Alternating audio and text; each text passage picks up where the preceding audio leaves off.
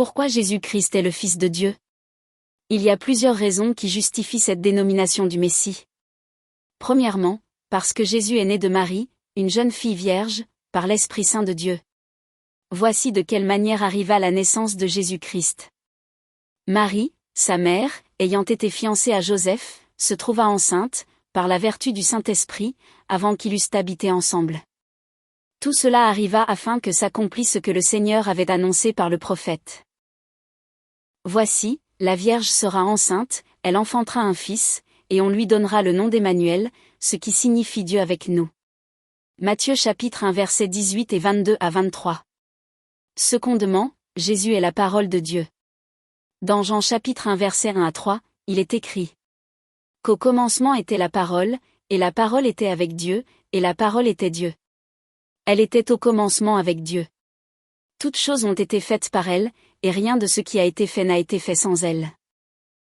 Et la parole a été faite chair, et elle a habité parmi nous, pleine de grâce et de vérité, et nous avons contemplé sa gloire, une gloire comme la gloire du Fils unique venu du Père. Cette parole était en effet de tout temps dans le sein du Père céleste. Comme stipulé dans Jean chapitre 1, verset 18. Personne n'a jamais vu Dieu, le Fils unique, qui est dans le sein du Père, est celui qui l'a fait connaître.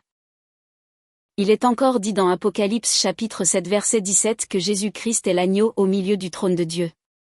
C'est pourquoi aussi Dieu l'a souverainement élevé, et lui a donné le nom qui est au-dessus de tout nom, afin qu'au nom de Jésus tout genou fléchisse dans les cieux, sur la terre et sous la terre, et que toute langue confesse que Jésus-Christ est Seigneur, à la gloire de Dieu le Père. Philippiens chapitre 2, versets 9 à 11. Le Père ne juge personne, mais il a remis tout jugement au Fils, afin que tous honorent le Fils comme ils honorent le Père. Celui qui n'honore pas le Fils n'honore pas le Père qui l'a envoyé. Jean chapitre 5, versets 22 à 23. En conclusion, Jésus est né de Marie par la vertu du Saint-Esprit qui est l'Esprit de Dieu. Et non pas qu'elle a été approchée par un ange car les anges n'ont pas ce pouvoir de procréation ou de pouvoir à eux-mêmes créer quoi que ce soit. Mais c'est spirituel et surnaturel comme lorsque Dieu a soufflé dans les narines d'Adam pour lui donner la vie. Et de même que Jésus exista dès le commencement de toutes choses car il était caché en Dieu. Ce qui lui a permis de faire de tels miracles, de pardonner lui-même les péchés des hommes.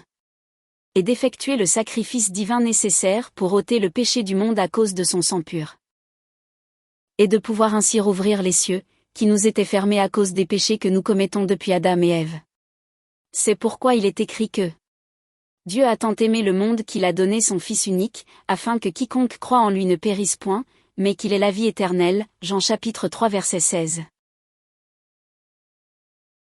Que la paix du Christ soit avec vous. Amen.